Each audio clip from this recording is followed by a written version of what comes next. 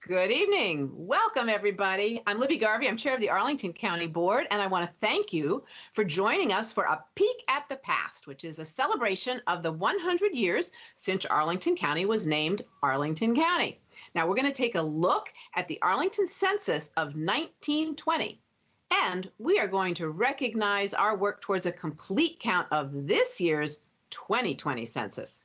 Now, tonight, I am joined by lots of folks, including my county board colleagues, Christian Dorsey, Katie Crystal, Matt DeFerranti, and Takis Karantonis. We also have Mark Schwartz, our county manager and featured presenter tonight, as well as members of our hardworking Arlington Census 2020 Complete Count Committee, and we'll hear from them later. As we take a look back to 1920 to help understand and honor the past 100 years, we are privileged to have several centenarians living with us here in Arlington. And I want to congratulate them and thank several of them who have sent us some words of wisdom and for being here with us virtually tonight. And why don't we put up the first slide? They have graciously agreed to share some words of wisdom. And first up, we've got Madge, born in 1920. And we asked everybody, what do you love about Arlington? And what are your advices? So she loves vibrant communities and neighborhoods. That works. And her advice for the next 100 years, pay attention to the community around you. I think we're all doing more of that these days, and it's a good thing. And be active in civic and volunteer activities that make life better for all. And Madge has done so much in her lifetime to help this community. Next, we have Yvonne. And she was also born in 1920, saying that the community she's found that's special to her, it was with her garden club. Gardening is just wonderful. Her advice, keep moving forward. There's nothing else you can do. That's absolutely wonderful advice. And next we have Rita, born in 1919. And she loves so many kind and interesting people from all around. And this is such a vibrant community. Her advice, keep hoping. Never give up hope for what you want. And that in these dark times, hope is really so important. So thank you, Rita, for those great words.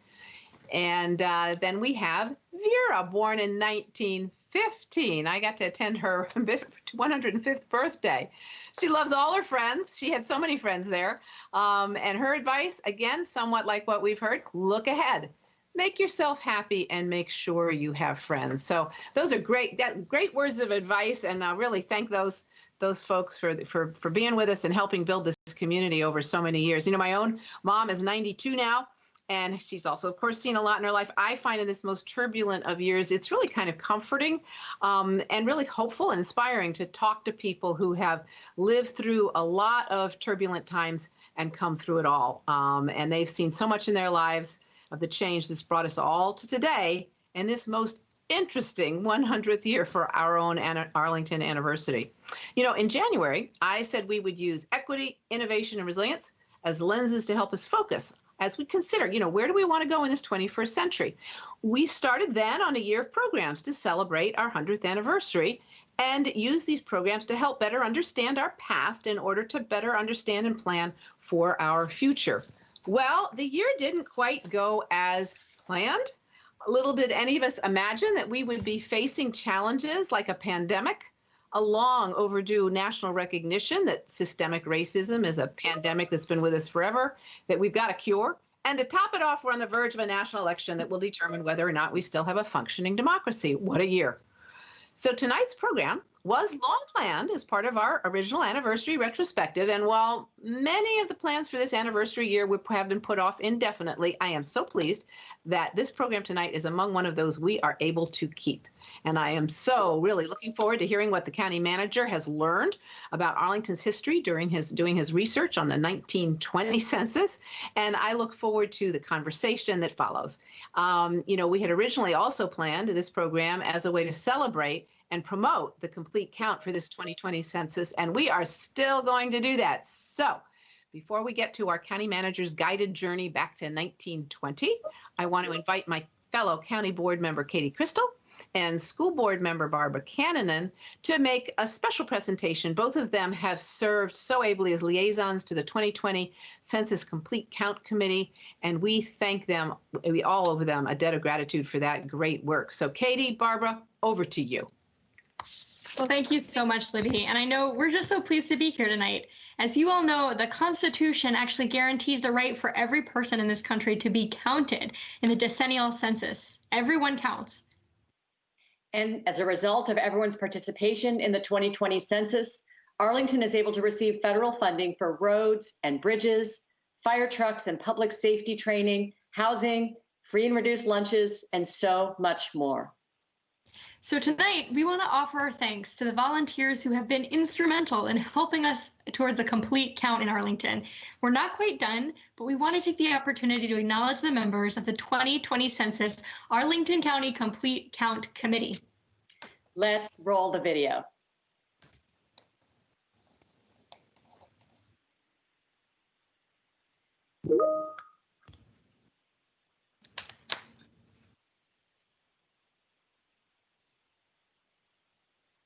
Welcome to Arlington County's Census 2020 kickoff. Well, today is the kickoff of the Complete Count Committee. This committee for Arlington will be responsible for making sure that we have outreach so that we can try to capture everybody in Arlington as part of a count. Be counted. Be counted. Everyone count. Everyone count. Todos contamos. Everyone count. Everyone count. Everyone count.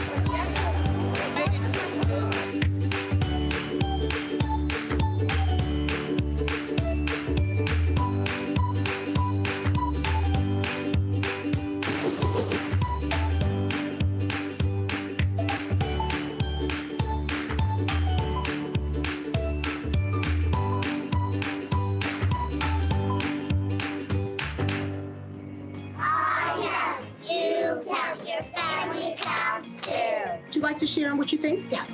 Does each person in my house need to complete the census form? I think that's something that is their right.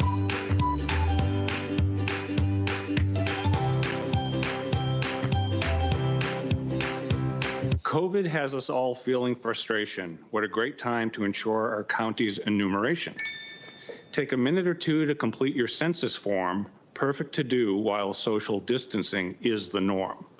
Just go to census.gov and complete all the questions so Arlington can get our full representation.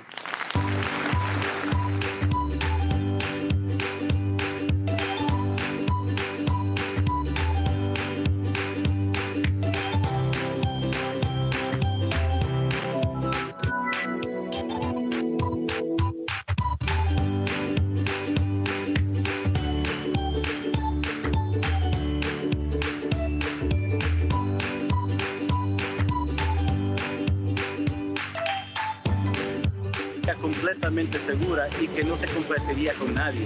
Y si yo pude hacerlo, tú lo puedes hacer.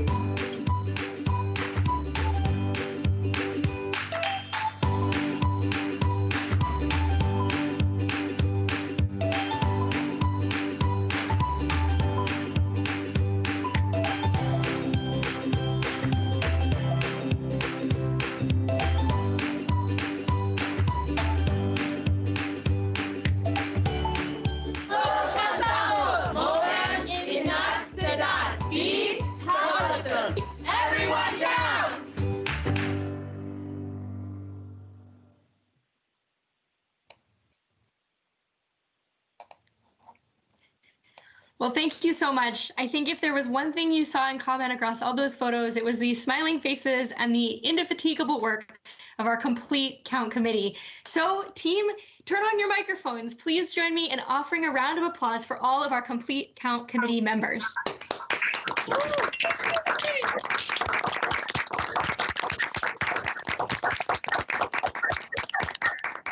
And Complete Count Committee, on the count of three, let's say everyone counts. 1, 2, 3. Everyone counts.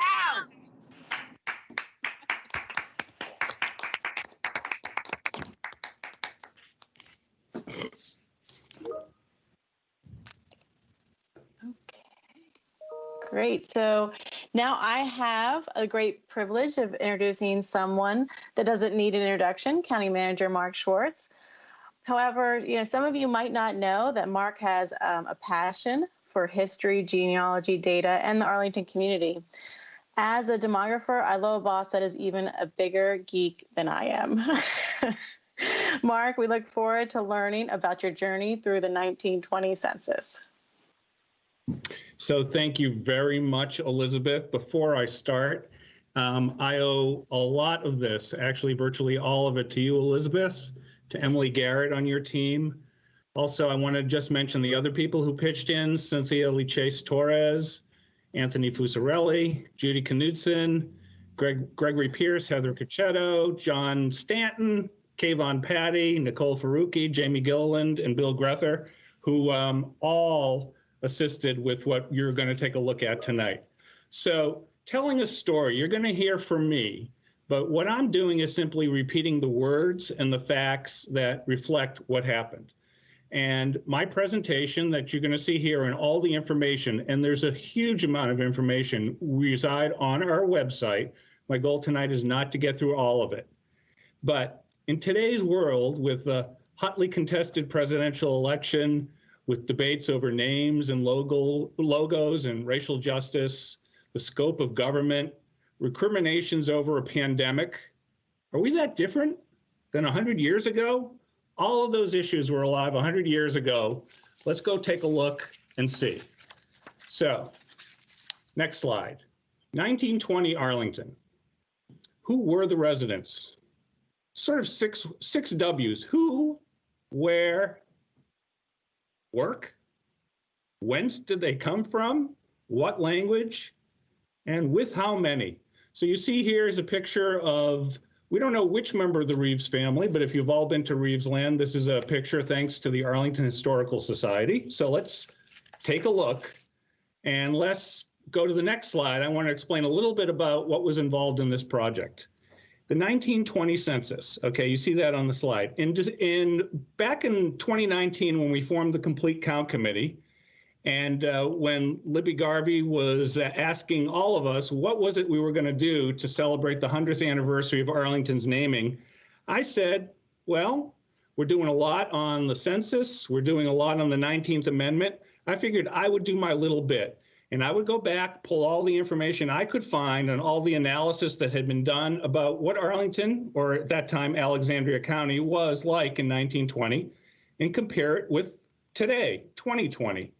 So I did what any normal genealogist would do.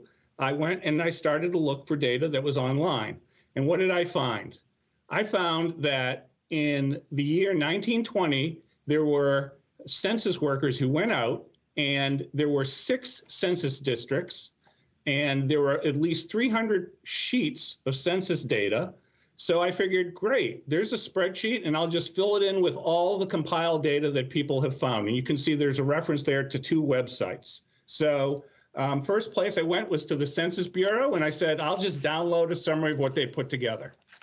Next slide. Well, there wasn't really that much in the way of information that had been done. The census was taken, not a lot of analysis. So if you go to those 300 sheets, you'll see many lines simply had missing information. We had census takers going out, and they wrote down what they heard in handwriting. The handwriting in many cases was difficult to read. So what happens is that back in 1992, when the census became public, and subsequent to that, all that information was transcribed by individuals to put into a database. So not only was the handwriting difficult to read, but the original enumeration sheets were transcribed incorrectly in many cases by the people who work for companies like Ancestry.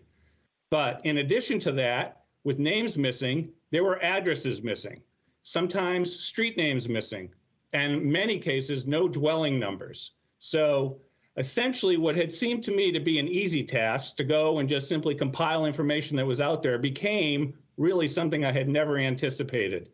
I actually built a spreadsheet with over 16,000 lines of data, and then went back and painstakingly went and looked at each of the lines to see if we could reconstruct it. That meant in many cases, going back to the 1910 census or forward to the 1930 census, to look at death certificates and enlistment forms for World War I to see what the names actually were. And an added bonus for those of you who like puzzles, all the street names, virtually all the street names on the 1920 census simply don't exist anymore because Arlington changed all its street names in 1932. So incomplete, inaccurate, unreadable, no streets, no house numbers seems like an easy task. Let's go to the next slide. So let's get to the actual 1920 census itself. You can see in part of this slide here, there's an actual article was lifted from page 1 of the January 2nd, 1920 edition of the Alexandria Gazette. And it said enumerators are going to start their tour of dwellings to count numbers. So the enumerators had a 58-page guide they had to read and prepare, and they went out and they asked 29 questions of every individual. And you can see we've excerpted some of the questions there on the left. There's an article I've written on this that's going to be posted online after this presentation. It goes into excruciating detail on all the categories and all the information. So the spreadsheet with data is also available, and you can see all the questions that were asked there. So we'll go on to the next slide. So if we thought it was difficult, you know, the first thing I needed to do was just simply to try to find a map of where these districts were. And actually, after many calls to the Library of Congress, the only map that I was able to find was one of all of Northern Virginia. But you can see here that our GIS staff was able to, based on the data I put together, to come up with the boundaries of the enumeration districts in Arlington or Alexandria County in 1920. Now, interestingly, the census in 1920 for Alexandria County or Arlington includes not just the 5 enumeration districts that I mentioned, but includes a 6th one, enumeration district 13. And I don't know if you can see here because we haven't included it, but enumeration district 13, which made up Arlington or Alexandria County's population in 1920, included all of what is now Delray and Alexandria. So when you go and look up the county's population in the year 1920, you will find we had 16,040 people in the county. That includes all the residents of Delray. So we all us geeks, thank you, Elizabeth, got together and counseled and said we would do, for purposes of this analysis, do an apples to apples comparison. And we dropped out Delray. And my apologies to Jim Schwartz for that because he lives there. But in 1920, if you drop out Delray, our official population, which was listed at 16,040, comparable population for now in the year 2020 turns out to be 13,812 because there were 2,228 people living in Delray. So how did let's go back one more slide, Elizabeth. Let's stay on that slide for a second. So the story of the boundaries of Arlington by itself became an historical detour for me. Not only did Delray previously exist as part of Arlington, but there are a number of changes to the boundaries of Arlington beginning back in 1920. And it turns out that one of my predecessors, Bert Johnson, who was county manager from 1962 to 1976, wrote an entire treatise on this, which actually hasn't been updated since 1976. And that's on my list of things to do because our boundaries have changed a number of times since then. So that's a little historical side note. So what did we find? Let's get to the facts. Let's take a look here. Race. 1920 Arlington was overwhelmingly white by percentage, 83%. 2020 Arlington, the percentage less so, 64%. You'll see that Black residents went from 13.8% to 8.2%. But again, in raw numbers, the Black residents in Arlington in 1920 numbered 1,900, and in the year 2020, estimated to total 18,800, so many more. You can see that the 1920 census had no category for Hispanics, and the 2020 population will include approximately a 15% population of Hispanics and about 10% Asian Pacific Islanders. A very interesting contrast. Let's go on to the next slide. Age. Okay, so let's take a look at this. The median age in Arlington is noticeably higher in the year 2020 at 34.5 years compared to 25 years in 1920. Not a surprise, given the advances in health, but also let's remember a few things. They were just coming off their own pandemic, and also World War I had just ended. So some of those numbers were probably a little bit lower than they otherwise might have been, but it's an interesting breakout, and you can see the percentage of population is really skewed as you get towards 2020, towards the older end of the scale. Let's go to the next slide.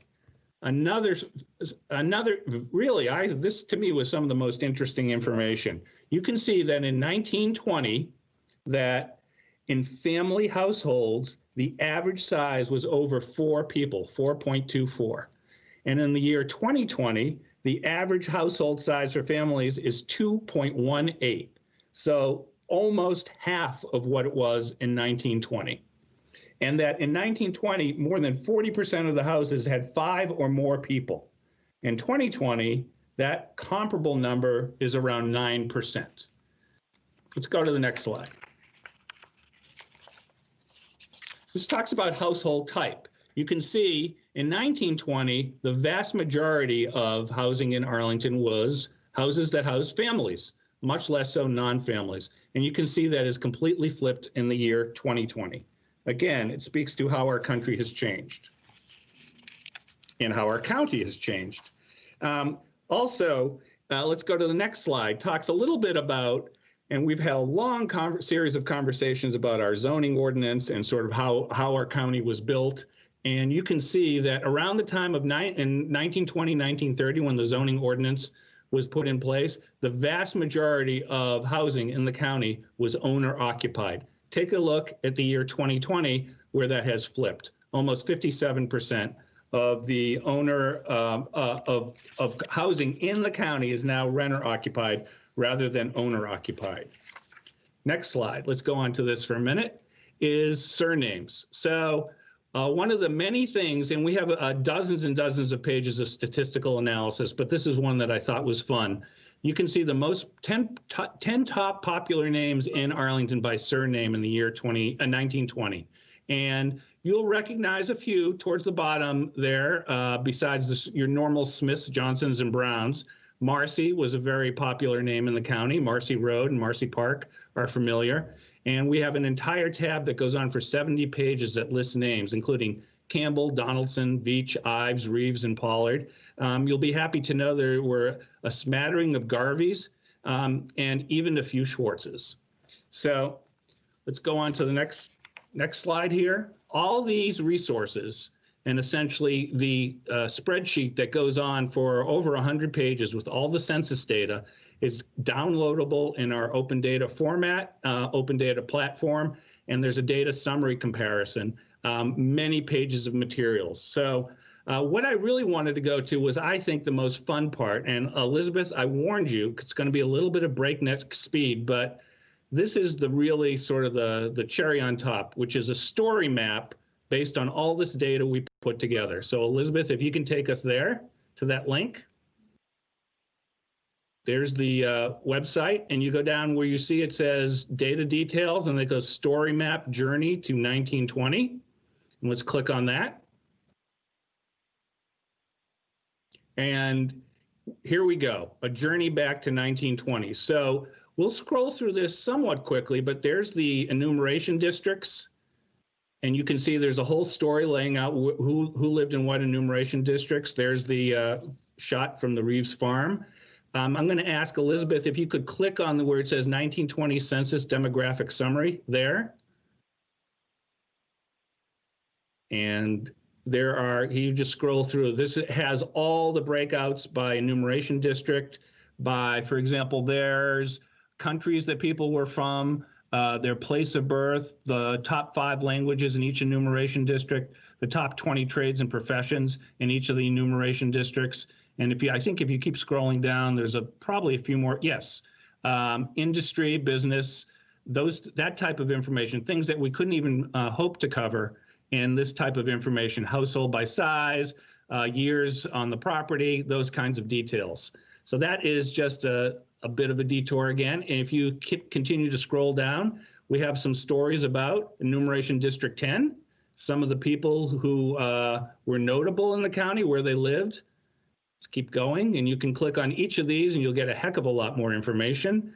Some focus on schools and how they were started with Esther Cooper. Hoffman, that's the Hoffman from Hoffman, Boston. Going on to District 11, you'll see a whole bunch of material in there that District 11 was essentially Fort Myer. A lot of interesting information on that. District 12, you see where that is. Some focus on some notable people.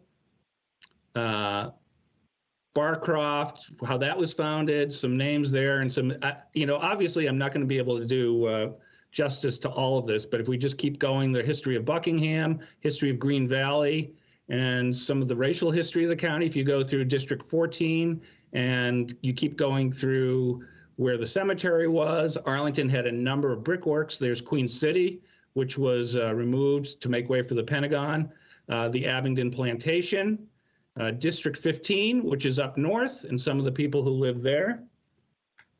Little Italy quarry site by itself, a fascinating story. Highview Park and Halls Hill, and some of the original fire station. Dr. Rixey, who was the progenitor of the Washington Golf and Country Club. Crandall Mackey, a lot of details here, and then also the details comparing 1920 to 2020. Now here's the last part, which is the best part. See that little spyglass? You can take it and move over the 1920 map of Arlington, and you look into the spyglass, you will see 2020 Arlington. So you can check all the areas of interest for you and take a look and see where things are in current day Arlington. So I know I zipped through a lot of that real quickly. I was supposed to take 20 or 25 minutes with it, but a lot more detail, and the less I talk, probably the better. So at this point, I'm going to turn it, I think, over to, and there's the thanks for everybody at the end, and basically our phenomenal GIS staff working with Esri and the story map. I'm not going to take any time. I'm strongly encourage you all when we're done here to go on, and you can spend hours, believe me, hours diving into a lot of this material. So with that, I'm going to turn it over to, I think, Wanda Pierce and Elisa Ortiz. We're going to get an early start on our conversation about some of the things you just saw, and also any other questions that people might have. So over to you, Wanda and Elisa. Thank you very much. Great. Thank you.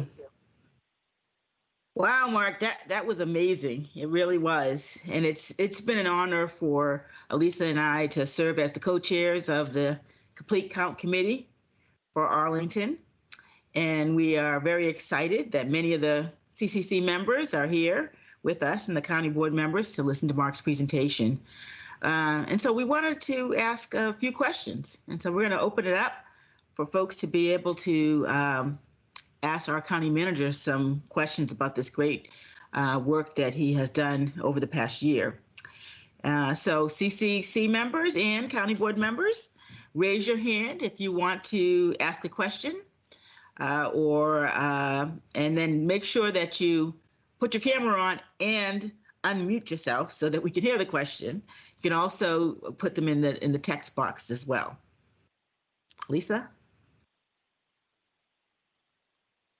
Thank you, Wanda, and thanks everybody else. Mark, that was a great presentation, some fascinating information.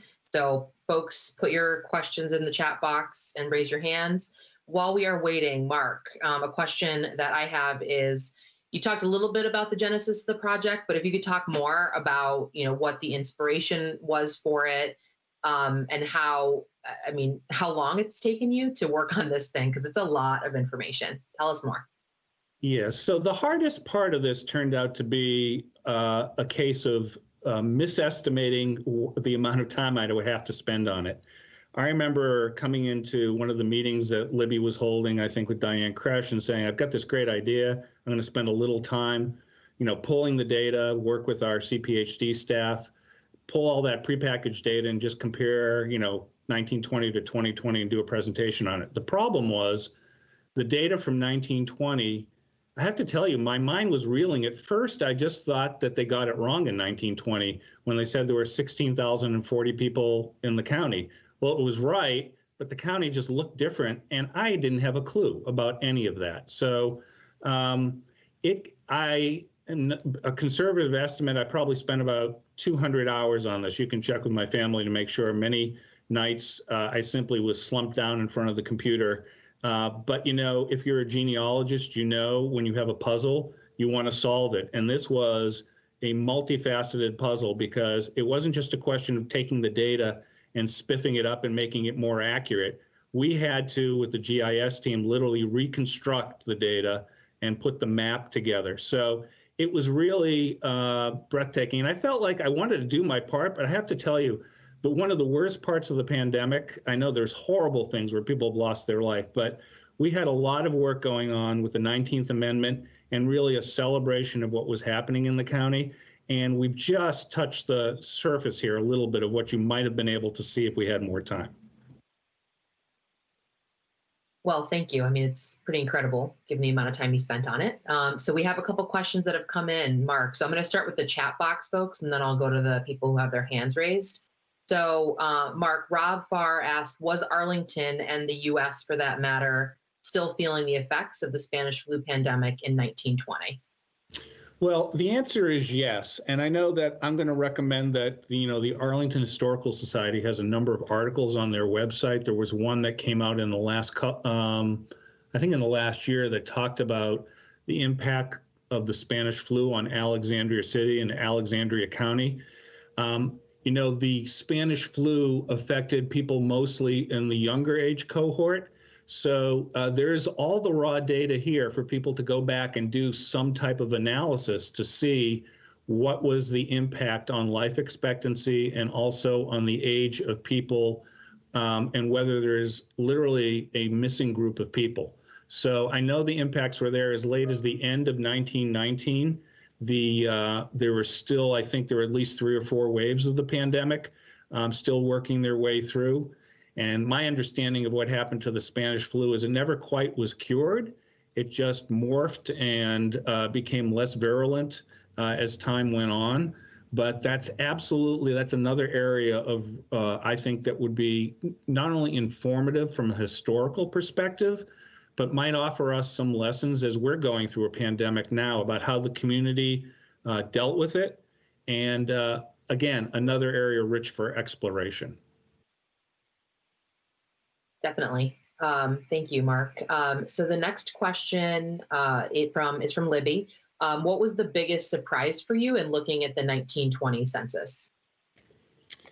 I think that there were a lot of surprises. And I have to say, remember when I was doing this, which was towards the end of 2019, and I knew not only my bones, but I had seen it because I've lived here for an incredibly long time, that the county was segregated. I knew that. I knew where all the neighborhoods are, Halls Hill and Green Valley. But to see it on each of these 300 census sheets very starkly that, blacks and mulattoes, which was a category listed there, were absolutely concentrated in certain areas of the county. But if you look in all the areas of the county that were predominantly white, you will see that there are black residents, but they were all laundresses or servants who worked in some of those white households. So remember, this is 50 plus years, not that much more after the end of the Civil War. And it was with a lot of people who, though they were very old, probably remembered that. It really comes across, almost shouts from some of those census sheets, the kind of world that existed then in a very open and explicit way, which I think still exists, but in a sometimes less explicit way.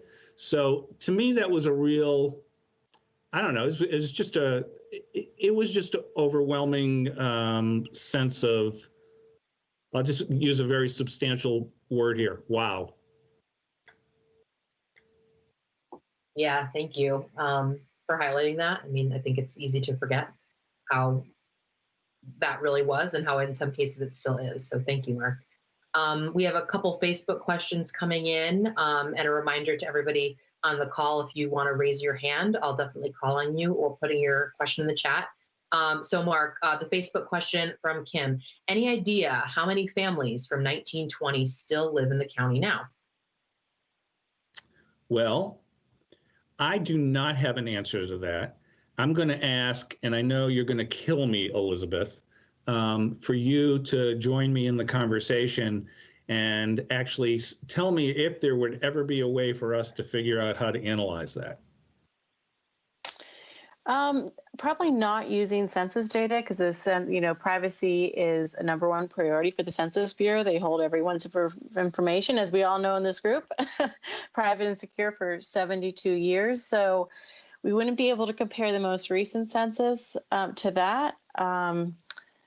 And I would have to check our open data portal to see what is available online.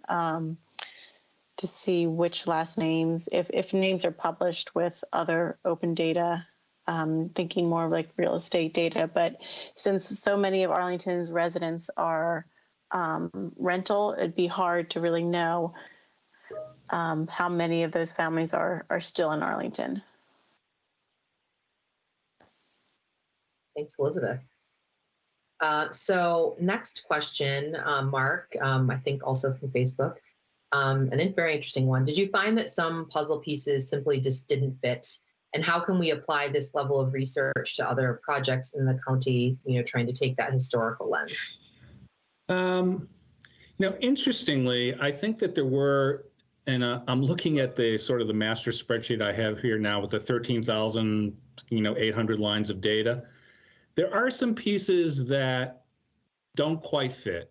Not that many, but I would just tell you that in 1920, the concept of a gay couple didn't exist, at least explicitly. So as you look through some of the puzzle pieces, there's a column entitled Relationship to Head of Household.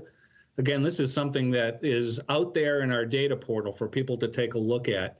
And I think it would be, to me, looking at sometimes at the families and the names, it was like, I'm not exactly sure that the person at that age and male, female quite makes sense to be a married couple. So there are some pieces that don't fit. I think that might have fit better if the census were done in 2020.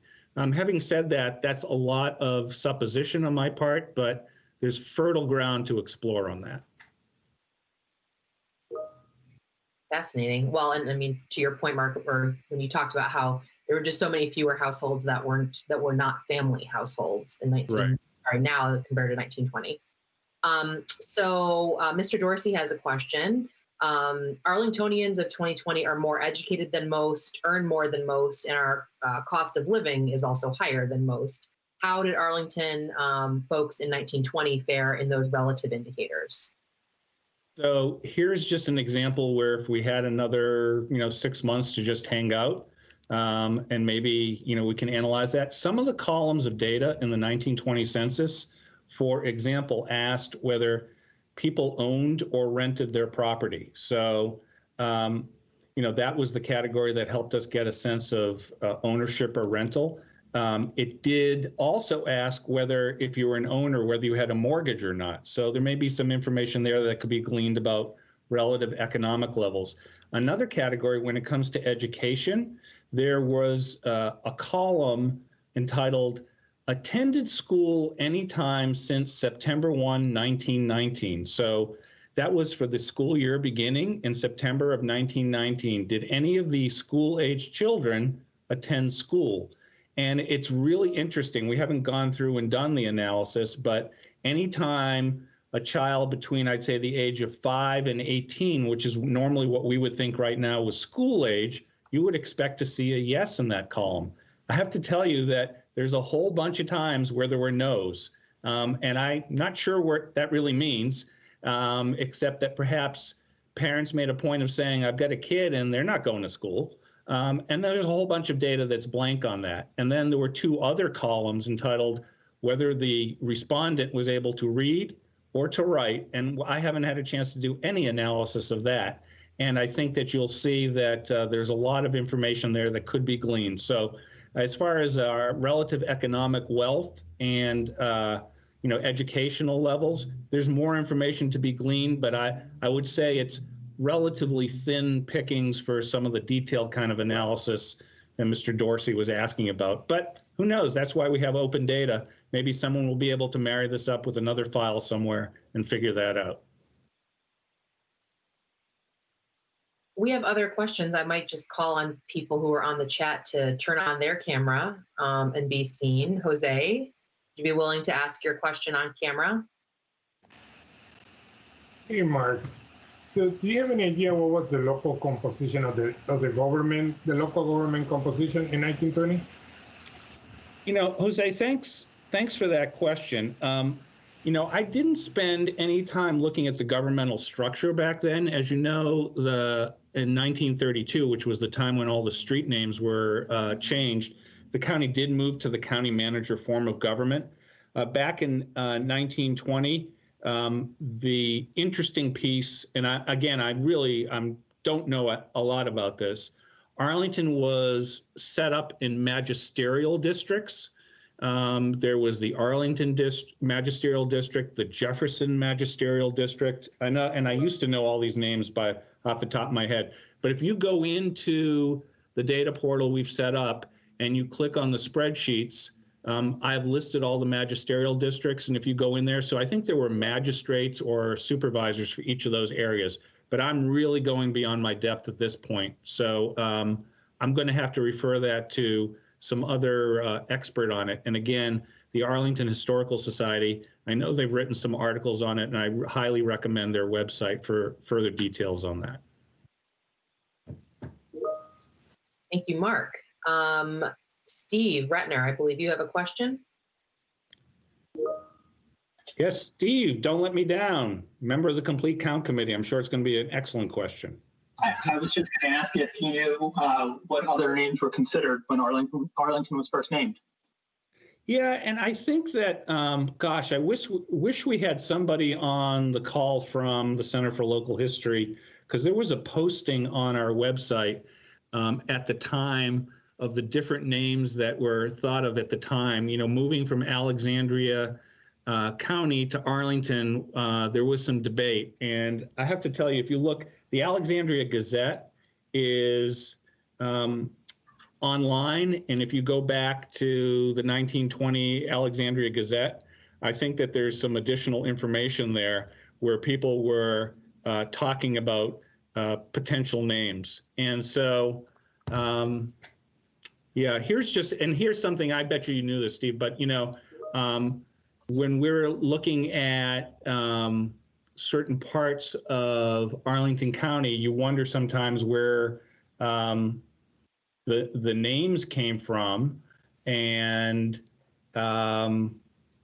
we have a park right off of, when you're going down Glebe Road, right before you get to Columbia Pike, there's a neighborhood there, and it's Alcova Heights.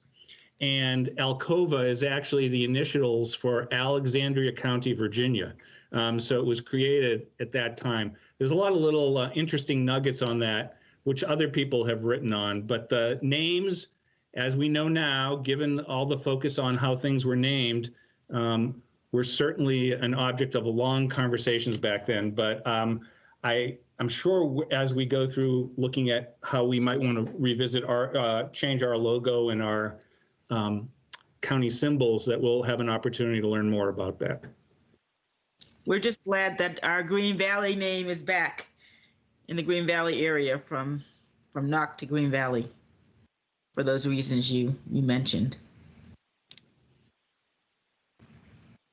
So Mark, we have a couple of folks actually commented on some of the previous topics. I'll say, so Cynthia says that George Washington, Pocahontas, and Alcova were other name contenders to answer your question, Steve.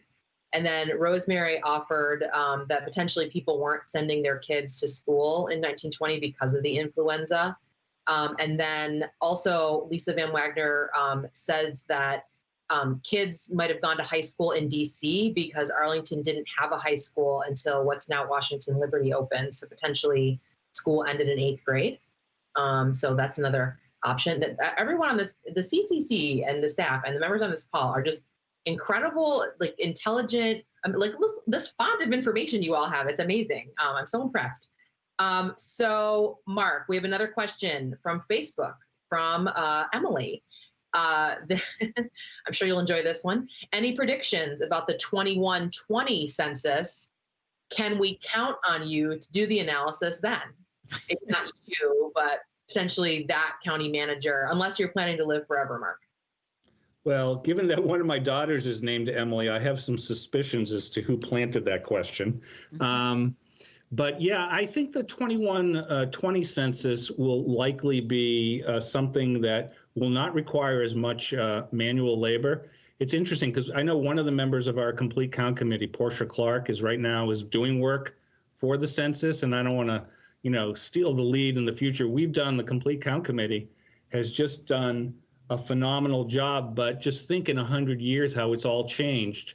The first week of January in 1920, and I went and I looked at the Alexandria Gazette to see what the weather was. I was going to try to do a little bit of a story on that to see if it was like snowing or impossible to make its way through. I couldn't quite get that level of detail because the day-by-day weather analysis doesn't go back that far. But it was all done by people visiting homes, and they went and they spoke to whoever answered the door, and they had to rely on that person's information. So this year, I know everybody on the call and everybody listening has filled out the census, because if they haven't, then they would be Wanda would immediately kick them off the call, I assume, because that could, I can't imagine that. But maybe 100 years from now, we could have a much more efficient approach. Who knows? I really don't. I'm not going to speculate. Wanda, have you kicked anyone off? Or No, we have 100%, I'm sure. Obviously. We have a question from Chuck Bean. We do, but actually before that, Mr. Christian Dorsey, County Board member, has a question for you, Mark. Christian, turning it over to you. Thank you, Ms. Ortiz and Mr. Manager. So I'm wondering if you found that the inconsistent data were consistent throughout, or were there any discrepancies in the level of completeness of the data for Black households compared to white households?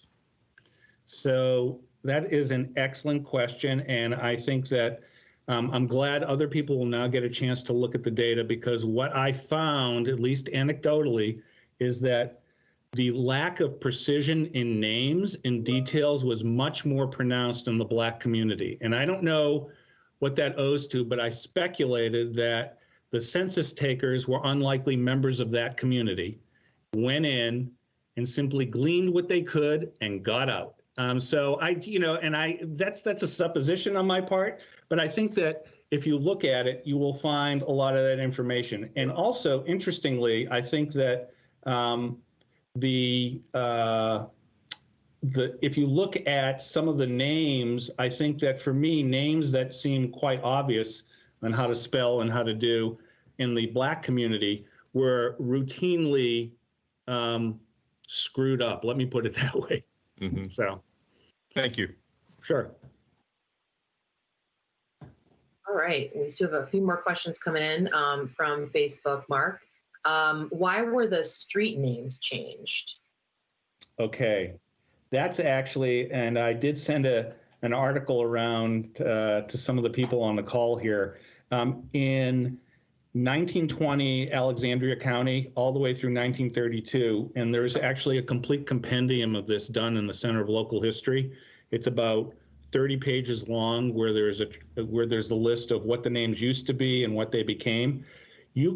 Now people think that the Arlington streets are confusing, because you can be on Highland Street and you can be in 4 different parts of the county with Highland Street. But what happened back around 1920 through 1930, there were, I'm going to get it wrong, but I'll use this as an example. Malvern Avenue would appear, the same address and the same name would appear in multiple places.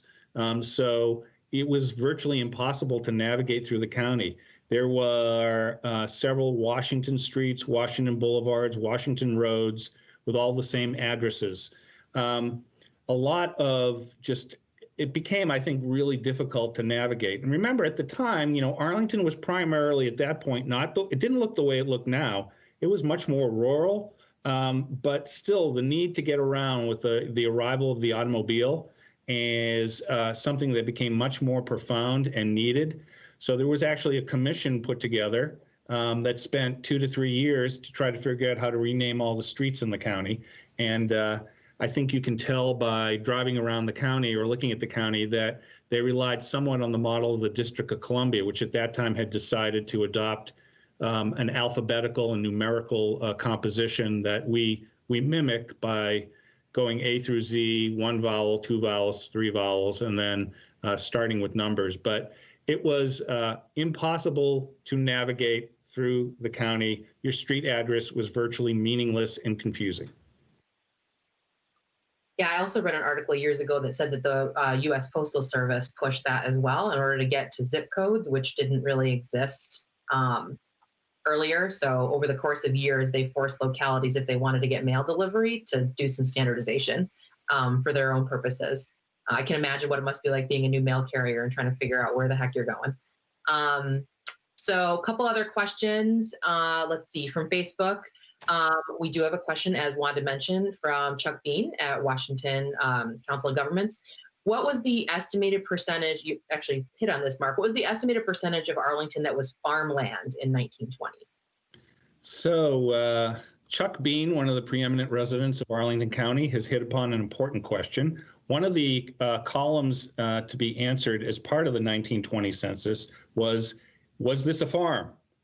And if it's a farm, some details on it.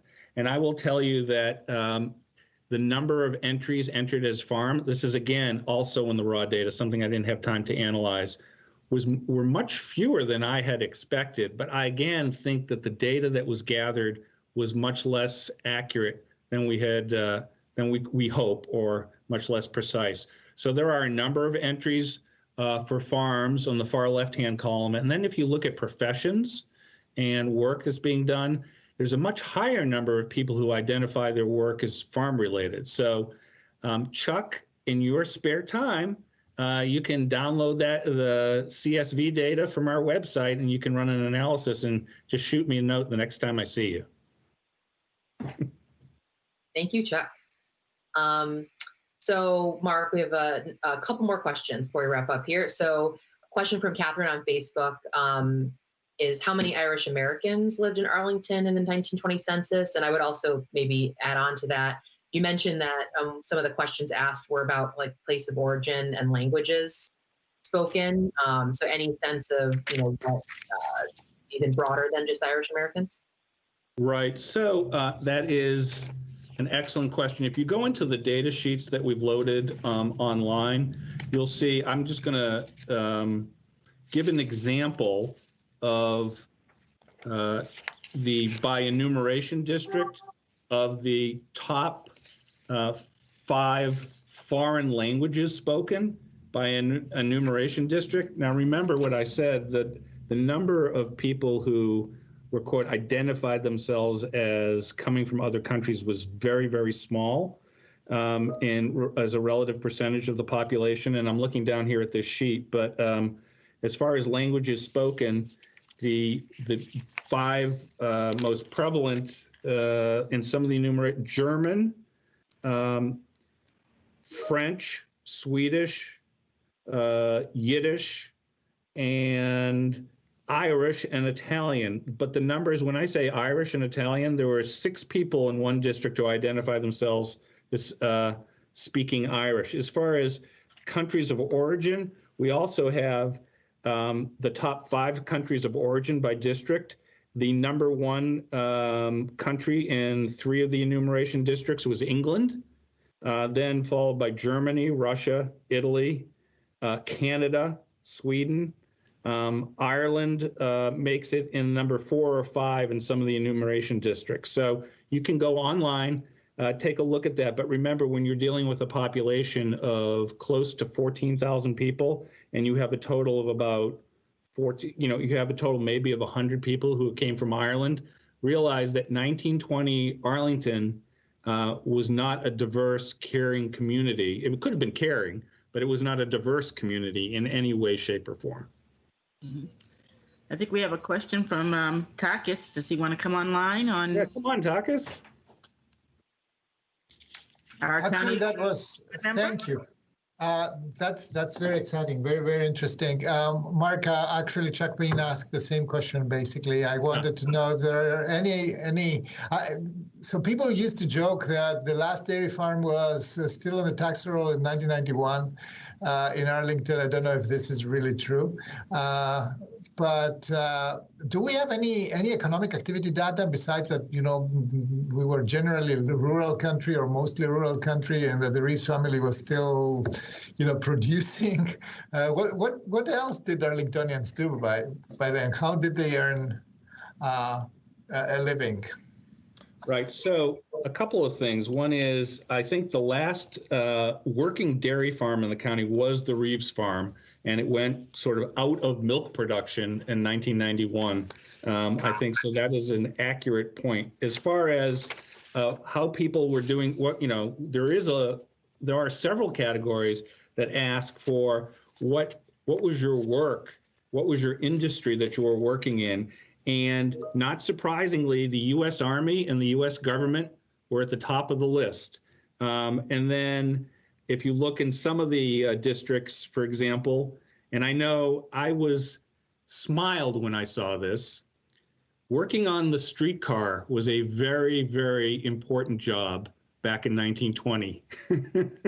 There were a number of streetcars in the county. And for example, in District 10, the top five, I'll go through the top 5 employment in District 10 was government, working in the house, working on the streetcar, working in the Navy Yard, and working at a department store. I'll give you another example for District 14, which is a little bit to the eastern side of the county, I believe. Number 1 employment was in brickyard. There were a number of brickyards in the county at the time. And then, you know, number 5 was the War Department. A lot of very interesting employment. And if you compare that with where we are now, actually government employment still is pulling in on the top 5. So I guess we're still a company town in that respect. Great. Thank you. Great job. Absolutely interesting. Well, Mark, I really want to thank you, our fearless county board manager, for this wonderful presentation, all the terrific research. I hope people will go online and check out this presentation and tell others about it, because it's really terrific and very valuable information and very interesting. So thank you again, Mr. County Manager. Sure. And I was just the filler in the sandwich or the cookie or whatever it is, because this complete count committee is really the important part. So let's get to that, Wanda. All right. Well, thank you. On that note, I do want to take a minute to thank the U.S. Census Bureau, especially the team members that were based here in Arlington. And a special shout out to Portia Clark, a member of the CCC, who started with us and then also took on the assignment of joining the U.S. Census team as the mobile questionnaire coordinator in Arlington. And that was really a terrific effort. So thank you, Portia. We have a shot of Portia. Thank you. So let's give a round of applause for all the work that the U.S. Census Bureau did with us. Thank you. Appreciate it. And we had 300 census partners, which was terrific. We had organizations, businesses, commissions, community groups, schools, libraries, and so many others. And we can't thank you enough, because you made all of this work possible throughout the entire county, reaching all sorts of groups, and really just doing a terrific job with many events. We had like hundreds of events, which turned into online events too. And we couldn't do it without these fabulous folks and all of these organizations. Thank you so much. Another round of applause, please. Thank you, Census Partners. 300 plus. Elisa? All right. Thank you, Wanda. And thank you again to the U.S. Census Bureau and to all of our census partners. Yeah, I just want to emphasize what Wanda said. We couldn't have done it without you. But the other group that we really couldn't have done it without, seriously, all the time, is the team at the county.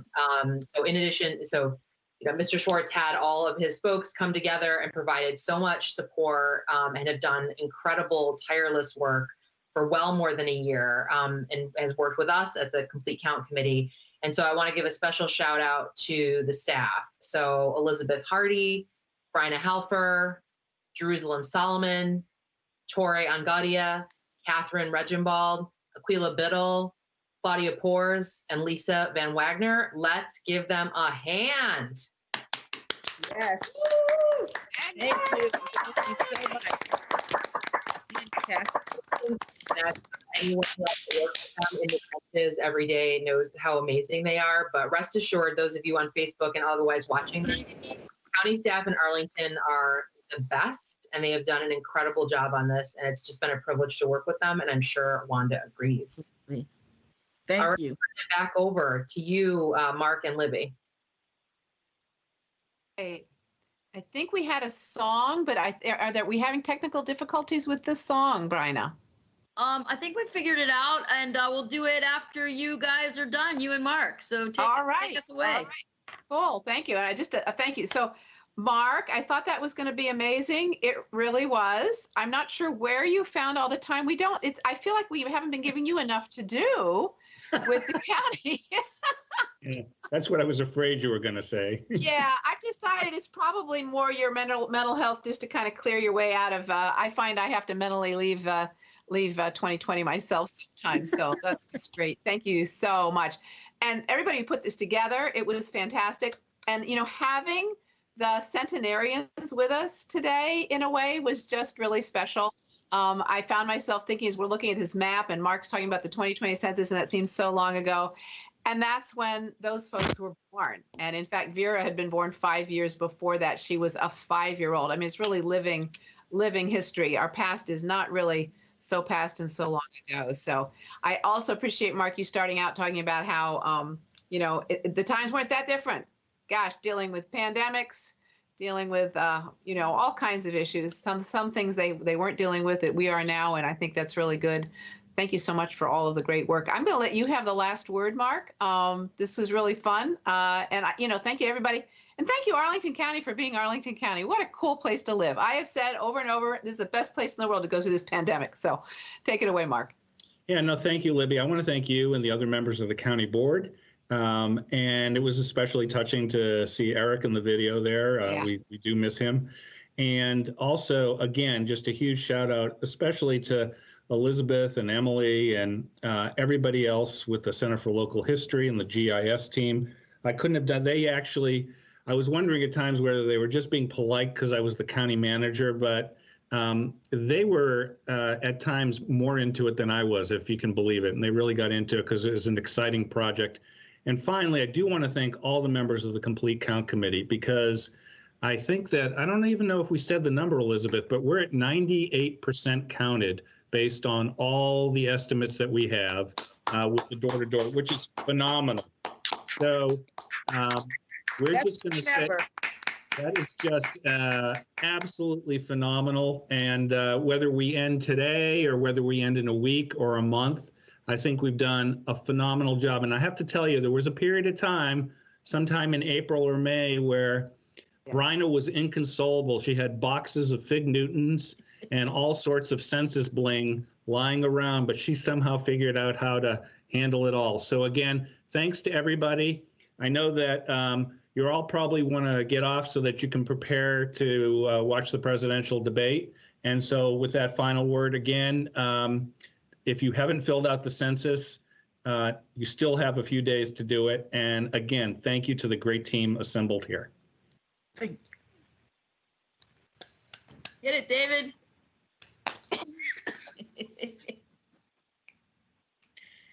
We're waiting. Which song? It's coming.